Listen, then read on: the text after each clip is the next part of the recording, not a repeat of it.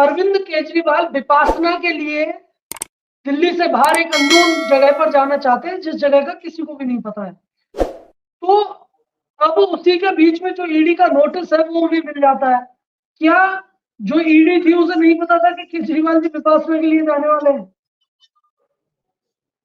देखिए, मैं समझता हूं इस प्रकार का भद्दा मजाक केजरीवाल जी को नहीं करना चाहिए और जांच में सहयोग इनको करना चाहिए। यदि इन्होंने घोटाले किए हैं, इनके नेतृत्व में भ्रष्टाचार अनेकों किए गए हैं इनकी सरकार के दौरान, तो मैं समझता हूं इनके ऊपर कार्रवाई होना तय है और इनका जेल जाना भी तय है। ये तिहाड़ जेल बिल्कुल जाएंगे, इसमें कोई शक की बात नहीं है, कोई संदेह नहीं है। इनका जेल जाना तय है क्योंकि इनके द्वारा भ्रष्टाचार किया गया है। भ्रष्टाचार को फैलाने का कार्य अरविंद केजरीवाल के द्वारा किया गया है और केजरीवाल भ्रष्टाचारी है, इस बात को आप नहीं नकार सकते। और ये कोई झूठ नहीं है, ये बिल्कुल सत्य एविडेंस बेस्ड चीजें हैं, ये सभी एविडेंसेस मौजूद है। और यदि कोई घोटाला करेगा तो वो बच नहीं सकता, ये भी बात तय है। इस बात को भी आप जान लीजिए और समझ लीजिए। आपको क्या लगता है कि इस बार जो है अरविंद केजरीवाल ईडी से जो पूछताछ के लिए वो पहुंचेंगे या नहीं पहुंचेंगे, या फिर इस बार भी पिछली बार की तरह जो प्रधानमंत्री और ईडी को टारगेट करके एक लेटर लिख के और अपनी विपासना के लिए चले जाएंगे? क्या लगता है आपको? देखिए, मैं नहीं जानता कि अरविंद केजरीवाल क्या करेंगे क्या नहीं करेंगे, लेकिन अरविंद केजरीवाल दिल्ली के मुख्यमंत्री होने के नाते इनकी इतनी जिम्मेदारी कम से कम होनी चाहिए, इनको इतनी समझ होनी चाहिए, इतना ध्यान इनको होना चाहिए कि आप इतने बड़े राज्य के और मुख्य राज्य के मुख्यमंत्री हैं, क्योंकि दिल्ली हमारी राजधानी है, वहां के मुख्यमंत्री हैं, तो इनका बड़ा दायित्व है। इनको समझदारी से काम लेना चाहिए और मैं समझता हूं इन्हें जांच में सहयोग करना चाहिए। और ये घोटालेबाज आदमी है और ये तो कहते हैं मैं डरता नहीं हूं, तो फिर काहे का डर? अगर घोटाला किया है तो जाओ जेल, जेल जाने से भी डरना नहीं चाहिए इनको। और मुझे तो लगता है ये जेल बिल्कुल जाएंगे। पहले तो ये कहते थे ना कि जो है किसी भी आदमी पर अगर कोई भी भ्रष्टाचार का अगर आरोप भी लग जाता है तो पहले उसे इस्तीफा दे देना चाहिए। अब इनके मंत्री हैं, वो जेल से साल साल भर मंत्री रहते हैं और वहीं पर इनका बिल्कुल सही आपने कहा, अरविंद केजरीवाल को इस्तीफा दे देना चाहिए। हम तो लंबे समय से मांग कर रहे हैं, मेरे द्वारा भी इसकी मांग की गई, हमारी पार्टी के द्वारा इसकी मांग की गई, हमारी पूरी पार्टी इसकी मांग कर रही है। और न केवल हमारी पार्टी बल्कि मजदूरों से लेकर किसानों से लेकर जनता की आप बात कर लीजिए, महिलाओं की आप बात कर लीजिए, युवाओं की आप बात कर लीजिए, हर वर्ग का व्यक्ति इस बात की डिमांड कर रहा है जोर शोर से कि अरविंद केजरीवाल को इस्तीफा देना चाहिए।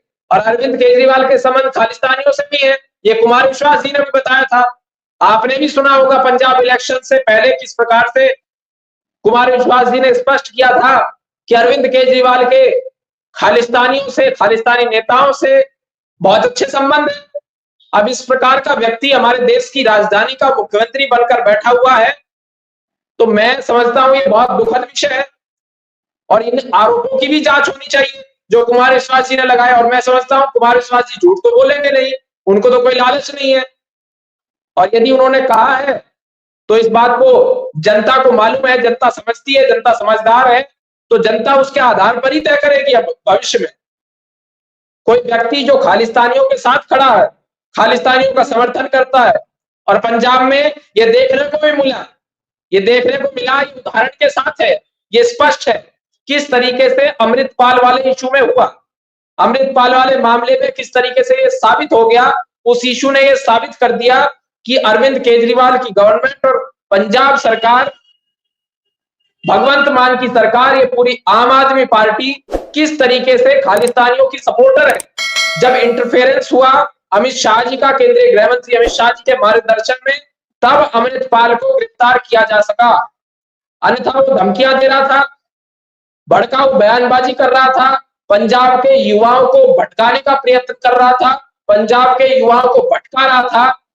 और जिस तरीके का वातावरण पंजाब में उत्पन्न करने का प्रयास अमृतपाल के द्वारा किया गया, मैं समझता हूं बहुत ही दुखद था। और आज भी उसकी टोली, उसकी टीम लगी हुई है और ये व्यक्ति नाकाम है, भगवंत मान, इसके द्वारा कुछ नहीं किया जा रहा।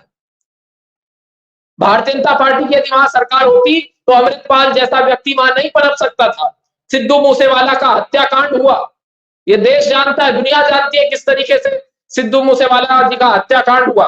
बहुत दुखद है, बहुत युवाओं के लिए वो व्यक्ति आइडियल थे। और किसी भी आम आदमी की भी हत्या होना गलत है। वो तो एक सिंगर थे, पॉपुलर व्यक्ति थे, जो देश का जाना माना चेहरा थे, और उनकी सिक्योरिटी किस तरीके से विड्रॉ कर ली जाती है। तो मैं समझता हूं इस प्रकार का आदमी, इस टाइप का मुख्यमंत्री, ये पंजाब को ही मिला है। और शराब के किस तरीके के आरोप लगते हैं भगवंत मान के ऊपर, ये सब जानते हैं किस तरीके से।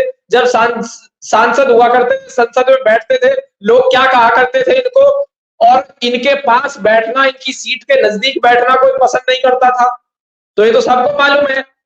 और ऐसा व्यक्ति अगर मुख्यमंत्री बनेगा तो अब समझ लीजिए आम आदमी पार्टी किस दिशा में चल रही है।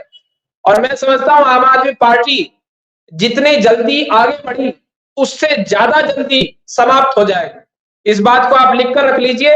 अभी 10 साल के अंदर ये यहां तक पहुंचे और इनको 1 साल भी नहीं लगेगा समाप्त होने में। ये 2024 का लोकसभा चुनाव जैसे ही जाएगा और 25 का विधानसभा चुनाव आएगा, लोकसभा चुनाव में भी 0 सीट आएंगी, आधी समाप्त तो वही हो जाएगी। लेकिन वो समाप्त होना मैं इसलिए नहीं मानता क्योंकि इनकी सीट तो है ही नहीं लोकसभा में, वैसे भी कुछ, ये तो समाप्त है ही वैसे भी। और विधानसभा का चुनाव जैसे ही दिल्ली विधानसभा चुनाव 2025 में आता है, इनको 0 सीट मिलेगी और अरविंद केजरीवाल की जमानत जब्त होना तय है। भारतीय जनता पार्टी की पूर्ण बहुमत के साथ दिल्ली राज्य में सरकार बनने जा रही है और 70 की 70 विधानसभा सीटों पर भारतीय जनता पार्टी के प्रत्याशी जीतेंगे और पूर्ण बहुमत की सरकार बनेगी और भारतीय जनता पार्टी का ही व्यक्ति मुख्यमंत्री बनेगा। इस बात को आप नोट करके रख लीजिए। लेकिन अरविंद केजरीवाल तो ये कहते हैं कि प्रधानमंत्री नरेंद्र मोदी है, वो ईडी का मिसयूज करके वो आम आदमी पार्टी को परेशान कर रहे हैं। आम आदमी पार्टी की जो सक्सेस स्टोरी है पिछले 10-11 सालों में, वो प्रधानमंत्री नरेंद्र मोदी को पच नहीं रही है। अरविंद केजरीवाल क्या कहते हैं, क्या नहीं कहते हैं, उससे मुझे कोई फर्क नहीं पड़ता। भारतीय जनता पार्टी लगातार जनसेवा में लगी हुई है, जनता का विकास कर रही है। और जिस तरीके से भारतीय जनता पार्टी के द्वारा, भाजपा के अनेकों लोगों के द्वारा जनसेवा की जा रही है, बहुत बड़ी बात है। अनेकों योजनाएं हमारे द्वारा चलाई गई। मैंने आपको बताया पूर्व में भी किस प्रकार से जनधन योजना की आप बात कर लीजिए, आप स्वच्छ भारत अभियान की बात कर लीजिए, आप आयुष्मान भारत की बात कर लीजिए, आप नोटबंदी की बात कर लीजिए, आप जीएसटी की बात कर लीजिए, और सर्जिकल स्ट्राइक की आप बात कर सकते हैं, एयर स्ट्राइक की बात कर सकते हैं, 370-35 से हटाया गया उसकी बात कर सकते हैं, राम मंदिर निर्माण जारी है इसकी आप बात कर सकते हैं, मुद्रा योजना की आप बात कर लीजिए, सौभाग्य योजना की आप बात कर सकते हैं कि किस तरीके से प्रधानमंत्री नरेंद्र मोदी जी के नेतृत्व में सवर्ण आरक्षण की आप बात कर सकते हैं, उज्ज्वला योजना की आप बात कर लीजिए। तो ये भारतीय जनता पार्टी की देन है। बीमा योजना, बेनामी संपत्ति एक्ट, ये भारतीय जनता पार्टी की देन है। और जिस तरीके से जल शक्ति मंत्रालय का निर्माण केंद्र में हुआ और आज गजेंद्र सिंह शेखावत जी उस मंत्रालय को लीड कर रहे हैं एज ए कैबिनेट मिनिस्टर, तो मैं समझता हूं ये भारतीय जनता पार्टी की ही देन है, नरेंद्र मोदी जी की देन है ये मंत्रालय। जब भाजपा की सरकार आई तभी इस मंत्रालय का गठन किया गया। और यदि अरविंद केजरीवाल अनर्गल आरोप लगाते हैं तो उससे ना मुझे फर्क पड़ता है, ना ही नरेंद्र मोदी जी को फर्क पड़ता है, और ना ही इस देश की जनता को फर्क पड़ता है। इस देश की जनता भारतीय जनता पार्टी के साथ है, भाजपा के पक्ष में इस देश की जनता प्रचार कर रही है। यह बहुत बड़ी बात है। इस देश की जनता भारतीय जनता पार्टी के पक्ष में प्रचार कर रही है। हमारे कार्यकर्ता तो कार्य कर ही रहे हैं, उनकी तो मेहनत है ही। जो हमारे कार्यकर्ता नहीं है, जो नॉर्मल वोटर्स हैं, नॉर्मल सिटीजन ऑफ इंडिया है, वे भी भारतीय जनता पार्टी के पक्ष में कार्यकर्ता के रूप में सोशल मीडिया पर अपना कैंपेन रन करते हैं, सोशल मीडिया पर नरेंद्र मोदी जी की अनगिनत योजनाओं का प्रचार प्रसार करते हैं। तो इससे भारतीय जनता पार्टी को और हमारी केंद्र सरकार को निश्चित बल मिलता है और जनता तक पहुंचने में ये बहुत लाभदायक है। और जनता हमारे से किस कदर प्यार करती है, ये इस बात को साबित करता है। अरविंद केजरीवाल का प्रचार कोई जनता नहीं करती, भाजपा का प्रचार देश के लोग करते हैं। क्यों? क्योंकि नरेंद्र मोदी से प्यार करते हैं, नरेंद्र मोदी जी को पसंद करते हैं। नरेंद्र मोदी जी ने उनके लिए कार्य किया है। सड़कों का जाल बुनने का कार्य नितिन गडकरी जी के मंत्रालय के द्वारा नरेंद्र मोदी जी के मार्गदर्शन में किया जाता है। और जिस तरीके से ये Shaheen Bagh gang, JNU gang, टुकड़े टुकड़े गैंग, इनके ऊपर कार्रवाई हमारी सरकार के द्वारा की गई, ये अभूतपूर्व है। और इस तरीके के टुकड़े टुकड़े गैंग के ऊपर निश्चित कार्रवाई होनी चाहिए। ऐसे लोगों को जेल भेजा जाना चाहिए। यदि ये जेल नहीं जाएंगे तो देश की सुरक्षा के लिए, आंतरिक सुरक्षा के लिए बहुत बड़ा खतरा साबित होंगे, ऐसा मेरा मानना है। और इसके साथ साथ जितने भी इस टाइप के लोग हैं, जो आतंकवादी टाइप के लोग हैं, इनको जेल भेजना बहुत आवश्यक है। जो देश के खिलाफ नारे लगाते हैं, जो लोग कहते हैं अफजल हम शर्मिंदा है, तेरे कातिल जिंदा है, इस प्रकार की भाषा जो व्यक्ति यूज करता है, मैं समझता हूं उसे इस देश में रहने का अधिकार ही नहीं है। उसे इस देश में रहने की कोई आवश्यकता भी नहीं है, इस देश में रहने का कोई अधिकार भी नहीं है।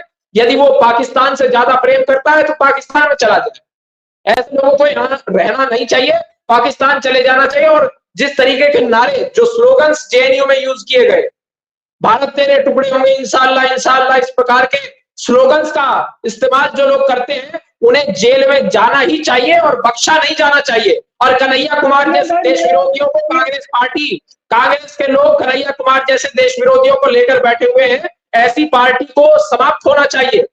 और ये जनता करेगी, जनता का ये दायित्व है। इस बार जनता इस कार्य को पूर्ण करेगी और ऐसे लोगों को बिल्कुल नहीं छोड़ेगी। ये लोग बच नहीं पाएंगे। जनता अब जान चुकी, जनता समझ चुकी, जनता अवेयर है, जनता ने देखा है और जनता इनकी निंदा करती है। जी, मेरा एक आखिरी सवाल इस टॉपिक पे, क्या आपको ऐसा लगता है, हाँ या ना में जवाब दीजिएगा, बिल्कुल छोटा सा, अगर आपको एलाबोरेट भी करना हो, क्या अरविंद केजरीवाल जेल जाएंगे शराब घोटाले में या जेल नहीं जाएंगे आपके अकॉर्डिंग? बिल्कुल निश्चित रूप से जेल जाएंगे। इस बात को आप लिखकर, नोट करके, रिकॉर्ड करके रख लीजिए। इसमें कोई शक नहीं है, कोई संदेह नहीं है, कोई समस्या नहीं है। जेल जाएंगे, बिल्कुल जाएंगे। और इनका जेल जाना तय उसी दिन तय हो गया था जिस दिन इनके द्वारा, इनके लोगों के द्वारा कुकर्म किए गए थे। ये जिस दिन भ्रष्टाचार कर रहे थे, उसी दिन इनको मालूम होना चाहिए था कि इसका नतीजा क्या होगा और ये भ्रष्टाचार इनको कहां तक खींच कर ले जाएगा, तिहाड़ जेल तक पहुंचा दे।